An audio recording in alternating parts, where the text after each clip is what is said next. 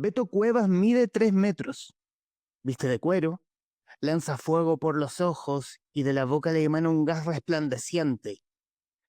Su mirada está formada por dos brasas gemelas que iluminan la noche desde su rostro, esculpido a la perfección, frente a un micrófono que brilla como el platino. Una bestia dentro de una enclenque jaula llamada escenario. La guitarra infinita de Andrés Bove emite cascadas eléctricas corales y apunta hacia el público en las galerías. Él es un francotirador que cambió el rifle por las 6 cuerdas.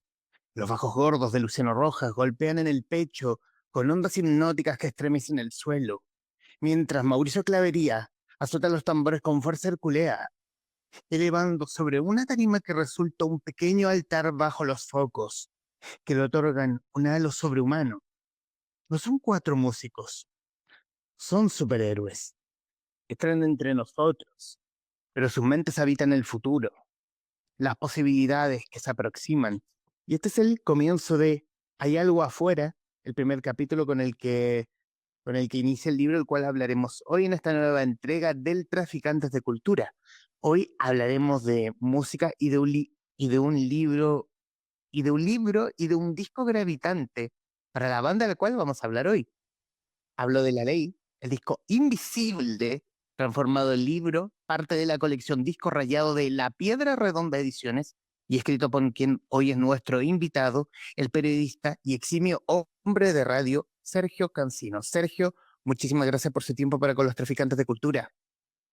Muchas gracias, Humberto, y gracias por la selección del inicio de esta aventura para ser visible, invisible de la ley. Aquí, aquí, y de inmediato quiero irme a hablar de la idea, porque bueno, también tienes un libro que es donde lo tengo, aquí está, Acuario de Manuel García, que justamente no lo tengo conmigo, pero es tu primer libro en esta colección de ese mismo, de la piedra, el de la piedra redonda, y hablar de un disco que creo que es bisagra respecto de lo que vivió la ley en aquella época. Es el disco Invisible en 1995, ya con Andrés Bove fallecido como una figura totémica del cual vamos a hablar en la conversación. De aquí hablar de la idea del libro.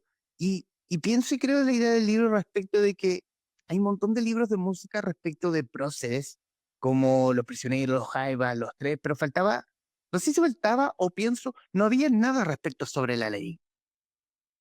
Sí, la idea nace prácticamente, a mí el disco Invisible me impactó mucho. Esa anécdota que da origen al inicio del libro es la vez que yo vi al Cuarteto La Ley con Andrés Bove en el gimnasio municipal de Curicó a comienzos de los 90, y el impacto que a mí me produjo ver a una banda en un lugar bastante desangelado, pero con esa potencia, esa entrega, una banda que estaba tocando en ese lugar como si fuese el Estadio Nacional. Me impactó mucho y me distrajo incluso del motivo por el cual yo estaba ahí, que era una cita con una polola que yo tenía en la época. Así de, por eso los tildo en esta descripción de superhéroes, de gente que trascendía los muros baratos y las emociones de esa noche. Y con el tiempo, a medida que yo fui creciendo en mi trabajo en radio y en el periodismo focalizado en la música, me di cuenta que no había un libro de la ley, a diferencia de otras bandas de pop rock, como las que mencionaste. Los Prisioneros tienen varios libros, Los Tres, Los Jaivas, ahora Los Bunkers. Sentía que había un vacío alrededor de la ley y que lo único parecido que había es un texto que tuvo una circulación muy limitada, que lo editó la Universidad de Guadalajara en México, y que es una especie de libro de conversaciones entre el cantante Beto Cuevas y un periodista, pero centrado en el trabajo gráfico de Beto Cuevas, que además dibuja, pinta. eh, entonces me parecía que en todo este tiempo que pasó, desde los 90, yo pensé que alguien más iba a escribir el libro. Y no sucedió. Así que lo escribí yo. Quizás tiene el tono respecto de cómo era tratado la ley en aquella época respecto de sus congéneros, por ejemplo, los tres, como quizás por esa razón. Aquí estoy divagando, tirando ideas al aire en todo caso. Sí, yo creo y está narrado también en el libro, la diferencia de trato que había entre los tres y La Ley, que fueron las dos bandas más importantes de los 90, en torno que unos encarnaban de alguna forma caricaturesca, si se quiere, el rock, y todo lo que supuestamente el rock implica, autenticidad, guitarras, honestidad y una serie de adjetivos, mientras que el pop representa lo superficial, lo artificial, eh, otro tipo de valores. Y de alguna forma uno lo veía en el trato muy favorable que recibió los tres en general en la prensa de los 90. Al contrario, teníamos a La Ley, que era una banda reconocida, pero generalmente por atributos que tenían que ver con su profesionalismo, con lo bien que sonaban, con su estética, con lo bien que se vestían, con la coherencia que había entre el sonido, la gráfica del disco y la puesta en escena, pero se escribió muy poco sobre los álbumes mismos, sobre las canciones, sobre lo que había ahí adentro. Pasó con el disco Doble Opuesto, y pasó fundamentalmente con Invisible, que como tú mencionaste también, es el disco posterior a esta tragedia, la muerte de Andrés Bove, de la cual cierta parte de la crítica chilena adelantó que La Ley jamás se iba a recuperar y que su futuro era incierto o mínimo incluso. Y este disco que también marca su traslado a México. Y ese sentimiento que suele haber con los artistas chilenos de cualquier tipo, que irse a explorar otros territorios, otros países, otros mercados, es una suerte de traición a la patria casi, que es algo que les cobran mucho, particularmente a La Ley, con esta crítica de que se fueron porque Chile les quedó chico, porque eran muy agrandados, o las razones que fuese, digamos. Y me parece que el libro también busca establecer una mirada crítica, pero centrada en la música, en las canciones, en la historia del grupo, que como no había nada escrito, el libro también funciona como una breve biografía de La Ley, de lo que sucedió antes de Invisible, del proceso de Invisible y de las consecuencias que tuvo para el grupo tener un disco tan exitoso como este a nivel internacional. Hablemos como del concepto de la ley, quizá, porque es curioso este concepto donde juega también como el talento de cada uno de los miembros del grupo y también el marketing, lo que es quizás lo que se ve hoy más masivamente, donde la ley era cualquier presentación auspiciada por Pepsi, por Claro. Tiner o la marca de moda de la época. Sí, es que La Ley fue pionera en prácticas que hoy en Chile nos parecen súper normales, como lo que mencionaste, el sponsoreo. eh, La Ley se vestía con camiseta y chaqueta soviet. La gira de Autorruta estuvo auspiciada por Wrangler, la marca de jeans. Pepsi, para toda una generación fue inolvidable la asociación de Pepsi con La Ley. El jingle que hicieron para Tiner, el calzado escolar, muchas asociaciones con marcas. De hecho, Weekend al Mercurio se refería a ellos sarcásticamente como The Law, la ley en inglés, como diciendo, ah, esta banda chilena, pero que opera como una banda gringa y que tiene estas aspiraciones. Y yo lo cuento en el libro, que hay una nota muy curiosa en el Weekend donde publican la dirección de la oficina que trabajaba con La Ley y dicen, oh, y tienen fax, teléfono, es una oficina alfombrada eh, para las groupies. Entonces, hay una especie de caricaturización y una reducción que a mí me parece que es bien injusta con los logros de La Ley. Y de hecho, acá tengo eso, porque publicaron la dirección de la nueva oficina del grupo en Providencia. Lo veían casi como un fenómeno para adolescentes, para calcetineras, como la nueva ola, digamos. Ujú. Pero tomando esa caricatura que se Weekend respecto a esta banda gringada en Chile, Mm. pero no deja de tener sentido, tomando el punto este conflicto medial de entre los tres y la ley. donde por un lado los tres era como sonado lo más chileno, los rock, incluso también la guitarra de palo, todo lo que es el tío Lalo Parra, todo lo que es la estética negrester versus tomando a Andrés Bobe y a Beto Cuevas como dos tipos como bien desarraigados de su propia tierra. Sí, eso a mí me parece que no se había hablado tanto también, que este equilibrio entre los chilenos y los foráneos, considerando que tanto Beto Cuevas como Andrés Boer son retornados, digamos. Ellos, parte importante de su formación musical, de su vida, la vivieron fuera de Chile, digamos. Y eso también le dio una mirada bastante fresca, creo yo, al sonido de la ley. Y este sonido que algunos llamaban internacional, digamos, es como un bien muy, muy cotizado. Em, pero yo creo que hay elementos, más allá de las influencias evidentes, Depeche Mode, New Order, The Rolling Stones, por el lado más guitarrero, OMD, Ultravox, Talk Talk, The Smiths. Yo creo que hay un elemento de una chilenidad bastante particular en todo este híbrido, que finalmente nuestra cultura nacional, nuestra música es una mezcla, es un híbrido, es una cazuela, finalmente. Yo creo que la ley tiene eso también, no en una forma tan evidentemente localista y popular, eh, y conectada con el folclore como si la tienen los tres y otros grupos. Ujú. Pero es un estilo también que guarda desde los inicios de la banda. O sea, no tenía en cuenta, revisando también YouTube y cosas así, también sumado al libro donde Beto Cuevas no fue el primer vocalista. Está Claro. Lucía Chiar Bulú de Nadie. De nadie, sí.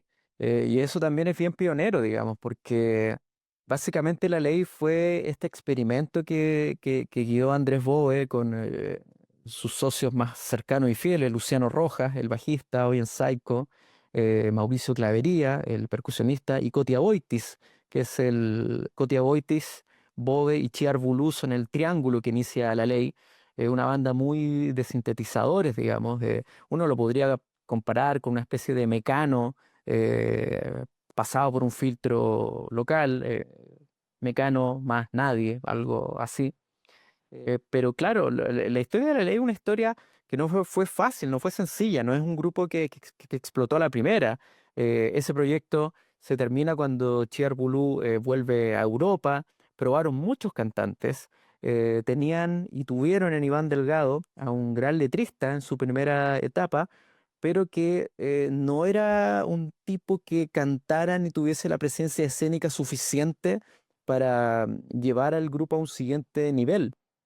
Y tras muchas pruebas, finalmente llega este chileno retornado desde Canadá, que es Beto Cuevas, quien logra darle la identidad final a la ley, como el mismo Andrés Bove lo reconoce, cuando el grupo alcanza su cima, digamos, en Chile con sus participaciones en el Festival de Viña y el éxito de sus primeros discos como cuarteto. Y también se guarda como un cierto estilo. Ese tándem perfecto entre Andrés Bove y Beto Cuevas, donde en Humberto Gatica la producción Invisible, bueno, tomaba a Andrés Bove como la clave y trabajar desde la clave de Andrés Bove, que esa clave no estaba, pero pero escarbar un poquito y dar con un disco que guarda con un Andrés Bove que está omnipresente en la Sí. producción. Sí, a mí lo que me gusta y lo pongo en el libro, es que a mí parece que Invisible es el disco que llevó a su máxima expresión el ideal de belleza que tenía Andrés Boves sobre el grupo, y que yo lo defino acá como una música espaciosa y contenida al servicio de la sosegada melancolía que es parte de la identidad chilena y funciona como contrapeso al peluceo fiestero del tridente cueca, cumbia, copete y calentura urbana, agregaríamos hoy. Porque claro, está esto que menciono y que tú también te referiste, pero por otro lado, esta melancolía también, que es muy chilena, y esta melancolía del desarraigo, del exilio, de sentirse un extraño, es algo que todos los miembros de la ley en algún momento vivieron. Y me parece que eso está muy representado en en su música, particularmente en Invisible y creo yo hasta el disco Vértigo, que es el sucesor. Porque luego cuando la ley se transforma en un trío, que es mucho más exitoso internacionalmente, que es el que graba el MTV Unplugged, pero es una banda distinta y los propios fans lo reconocen. Esa encarnación de Trío, siendo una muy buena banda, una banda excepcional, es distinta a La Ley de los Comienzos y también a La Ley de Invisible. Y ese, lo que por lo menos para mi generación es el trío que conocemos, la formación oficial de la ley. Fuera de Chile, en México, por ejemplo, o en Argentina, es ese trío la formación más popular, más exitosa.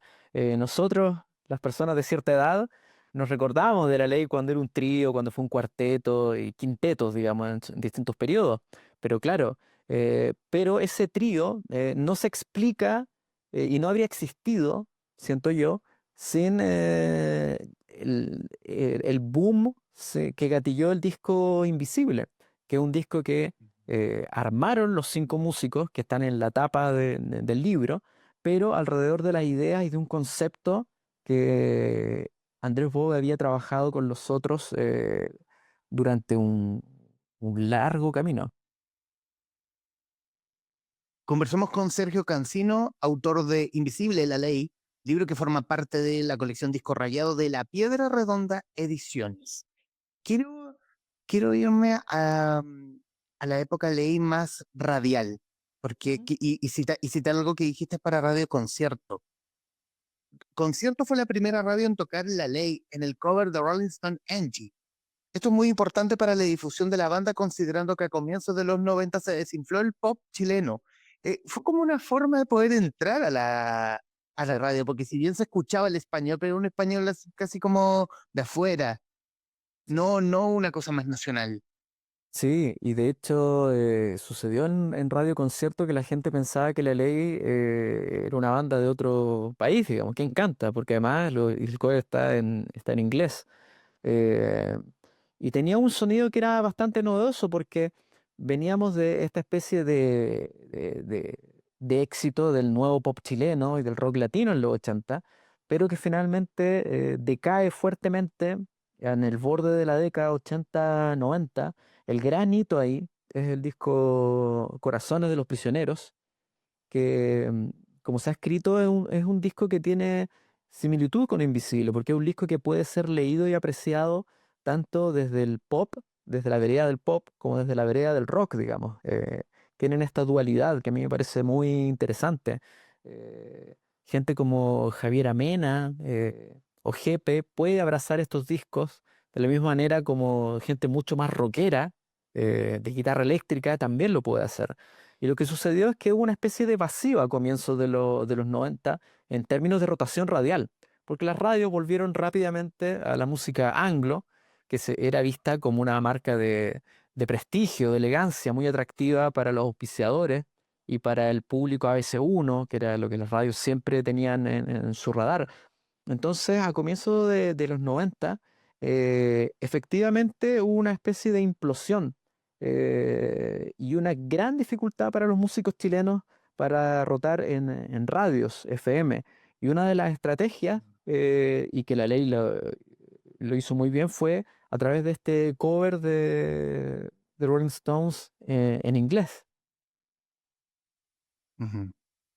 Y en ese punto también, volviendo al tema de la construcción de Invisible, porque yo lo siento, me di la tarea de escuchar nuevamente el disco, y el disco para el año que sale estrenado, lo siento, y a pesar de lo masivo que puede ser también Invisible, lo siento también muy experimental respecto de sintetizadores, de buscar, no sé, aquí hay mucho de sintetizador, experimentación, la voz de Beto Cuevas, como que confluyó todo en un punto, en una piedra preciosa. Sí, y tiene que ver con esta rareza que tú mencionas, que era una banda de rock que cantaba en español, eh, que tenía influencias inglesas y que tenía como coproductor a Humberto Gatica, que era un ingeniero muy cotizado, pero que básicamente estaba asociado al trabajo con solistas. Celine Dion, Michael Jackson, la primerísima división de la industria gringa.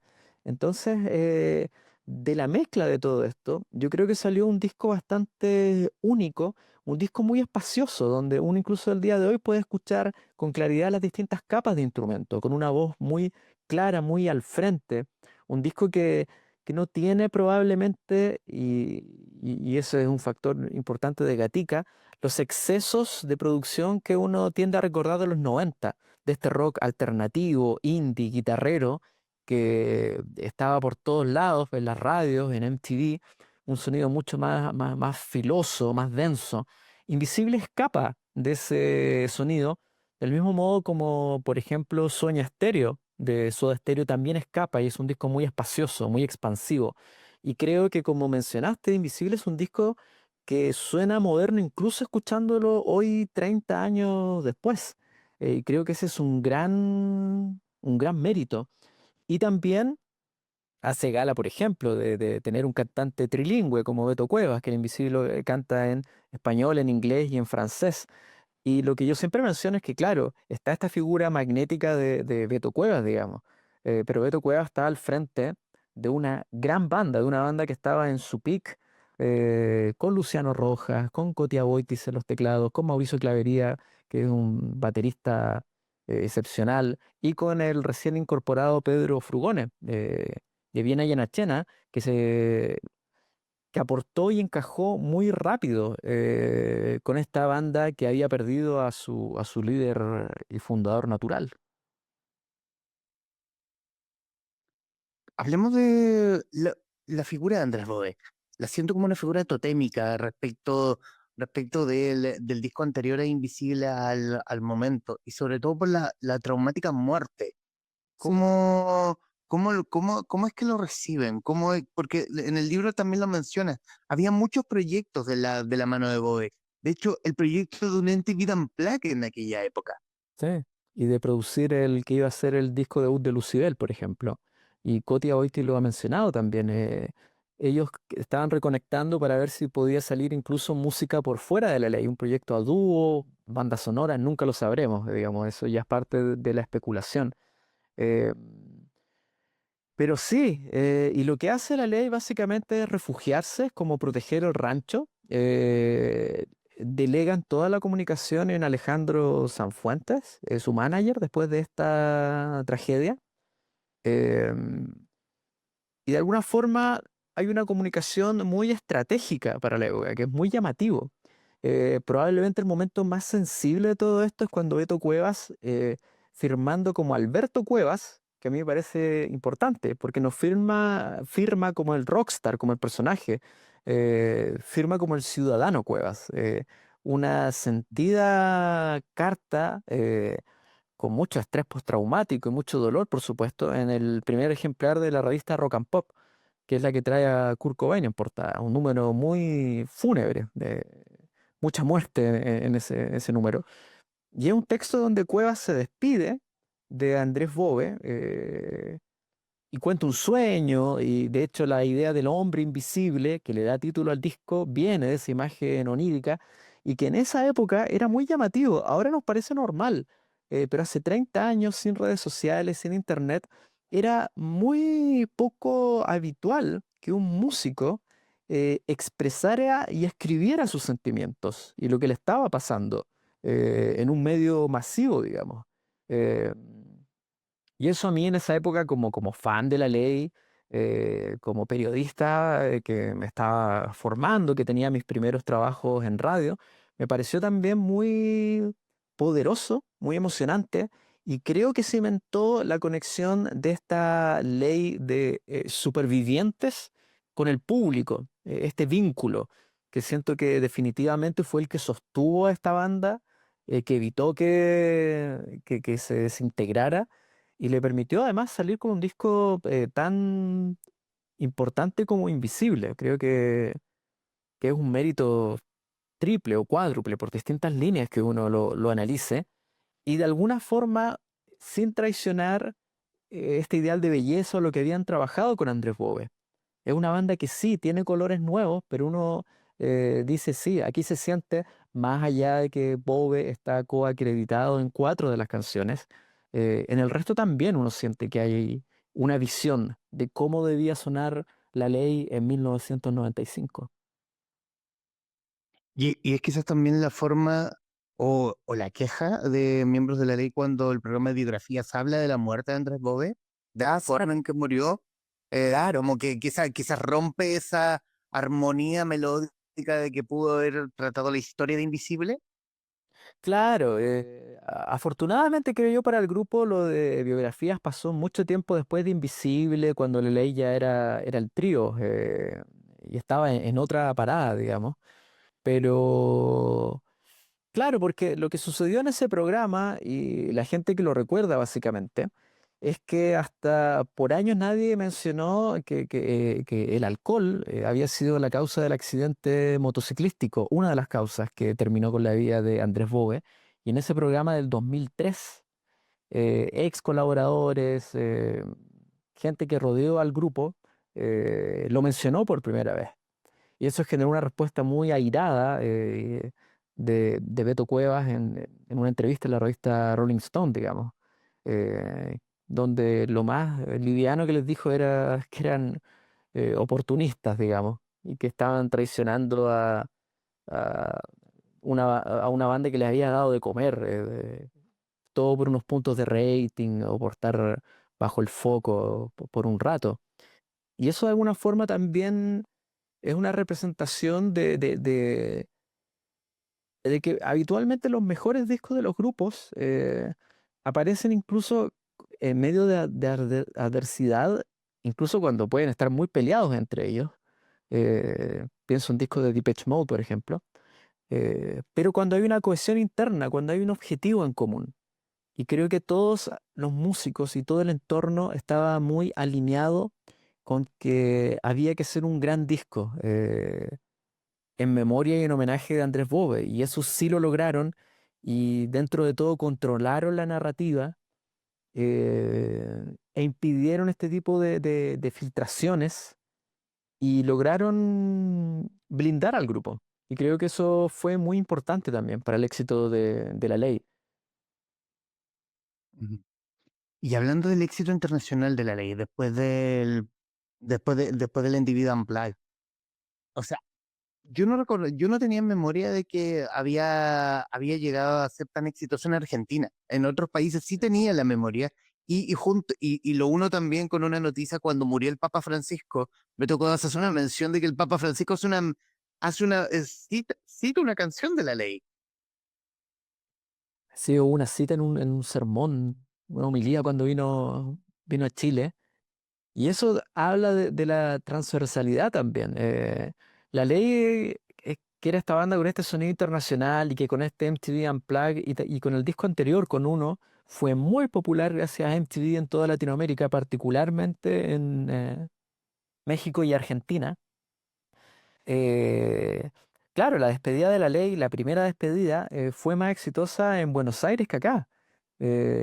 Hacia el final de su carrera, la ley tenía más llegada en los teatros o en el Luna Park bonaerense que la gente que llegó a despedirlos acá en Chile, digamos.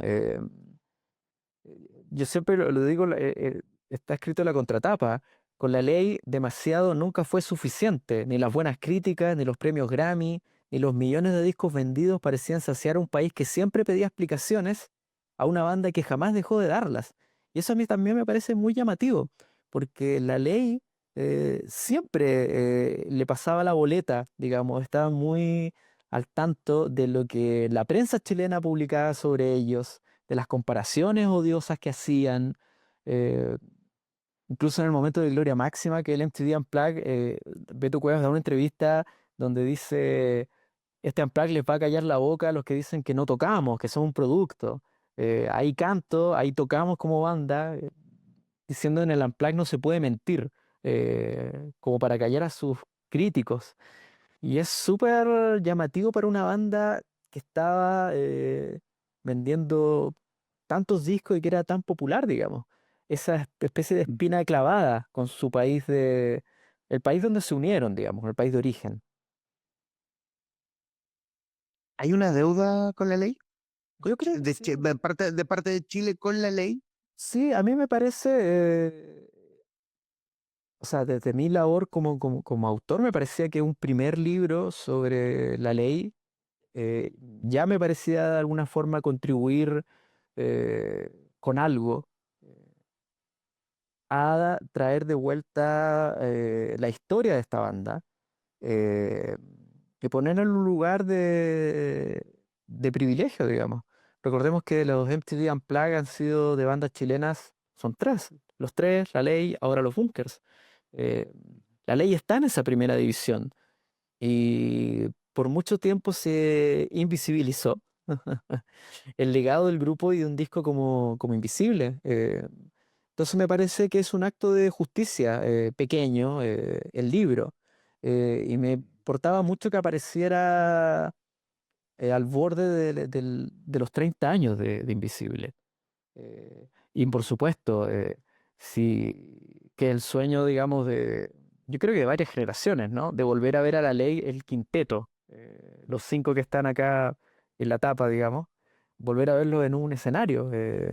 Todos sabemos que las reuniones siguen sus propias lógicas y son parte de la industria discográfica. Aquí no nos vamos a sorprender, digamos. La industria funciona así. Eh, y sería bueno ver a La Ley, al quinteto de regreso. Y si, por ejemplo, también esto sirve para otra deuda, como tú mencionas, que es el catálogo de La Ley. Sus discos están muy dispersos, son difíciles de conseguir.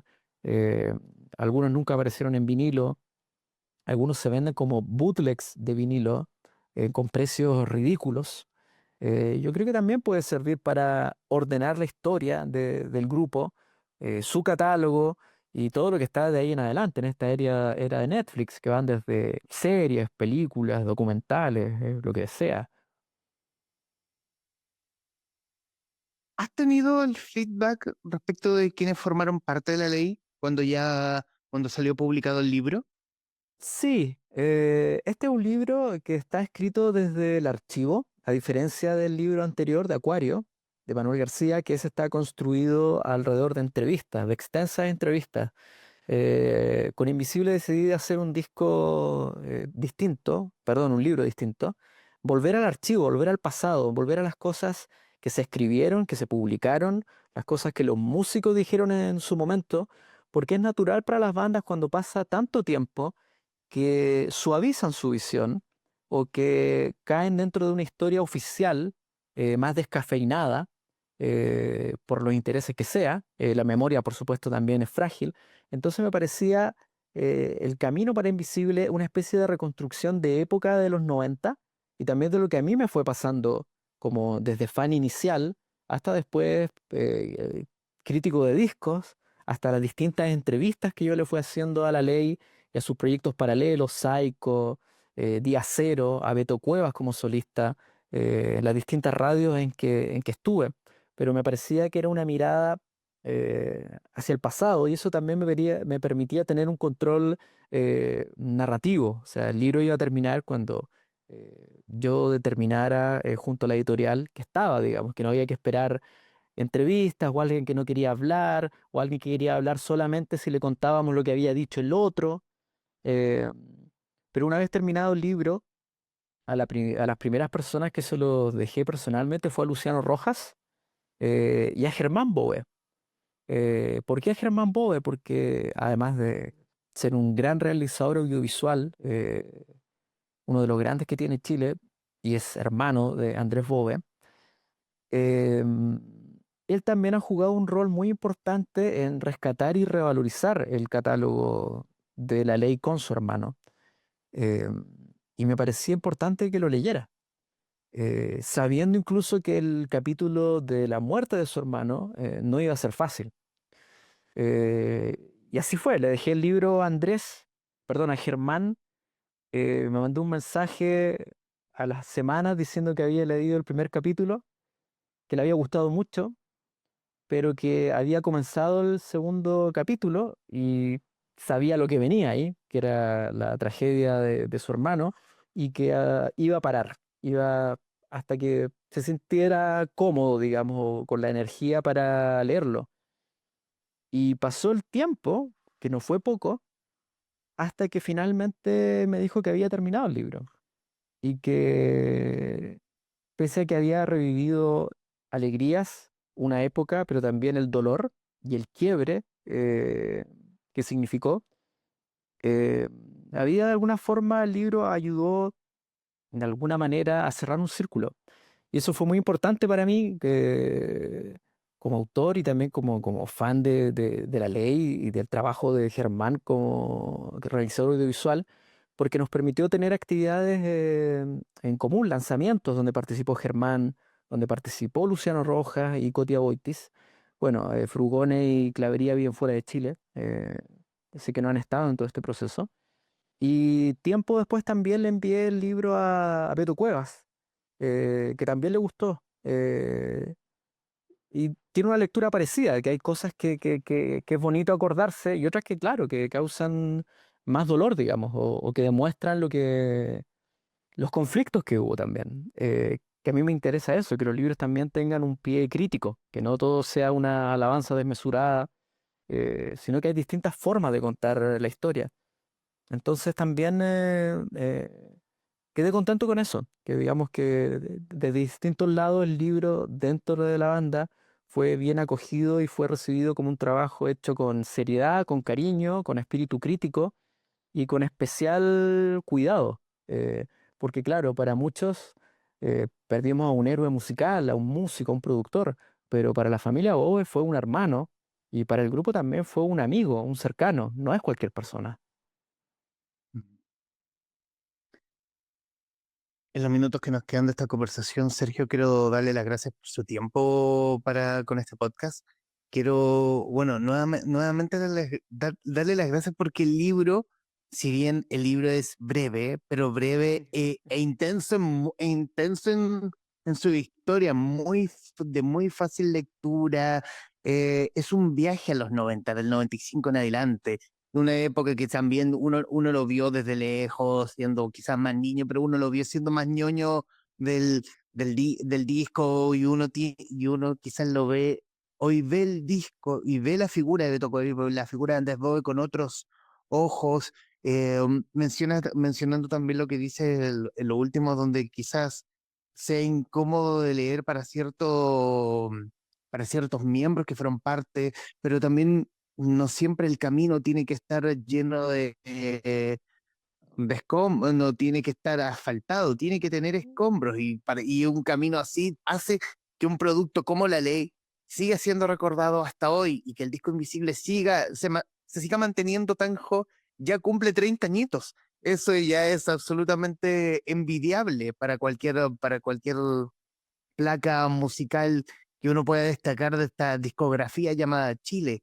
Em, bueno, ¿qué más poder agregar? Sergio, muchísimas gracias por su tiempo. Estos minutos finales son suyos para que diga lo que guste respecto del libro, de lo que quiera. No, primero agradecerte la invitación, a ti Humberto, al trabajo que hace Traficantes de Cultura. Me emociona mucho, en verdad, que se incluya también libros dedicados a la música, a la no ficción. A mí lo que más me interesa en estos libros, en el de Manuel García y el de Invisible, em, creo que es contar también no solo la historia de un disco, sino la historia de un país. A mí me interesa mucho cómo la música, como el pop, refleja lo que está pasando en un país en términos sociales, culturales, políticos, y creo que hay un relato que va por debajo de la historia de estos discos que me parece que puede ser interesante para mucha gente, digamos. Y por eso mi invitación es a descubrir estos textos y otros que han aparecido en el último tiempo dedicados a la música chilena, que me alegra bastante que cada vez tengamos más publicaciones sobre música chilena en distintos formatos, incluso desde la ficción. La invitación es eso, es a descubrir estos libros, a descubrir Invisible, también a las nuevas generaciones, para que de alguna forma les puede servir a los nuevos músicos incluso, ver cómo funcionaba la industria discográfica en Chile. Eh, el libro de Acuario también tiene eso. Uno puede ver los 80, los 90, proyectos como Radio Uno, cómo fue cambiando la radiofonía chilena, cómo fue cambiando las posibilidades de grabar discos, cómo lo digital, la llegada de lo digital supuso muchos cambios en la creación. Y eso me parece interesante. Así que, de nuevo, muchas gracias e invitarlos a descubrir toda esta colección, Disco Rayado de la Piedra Redonda Ediciones, que tiene títulos ya sobre Los Prisioneros, Los Tres, Sadism, Lucibel, Congreso, eh, Invisible de la Ley, Acuario Manuel García, y Los Bunkers, que es el último que apareció. Ujú. Sergio Cancino, autor de Invisible la Ley, editado por La Piedra Redonda Ediciones, quien muy amablemente conversó con los traficantes de cultura. Estimado Sergio, muchísimas gracias. Gracias a ti. A quienes nos están viendo y escuchando, gracias por estar ahí. Adiós.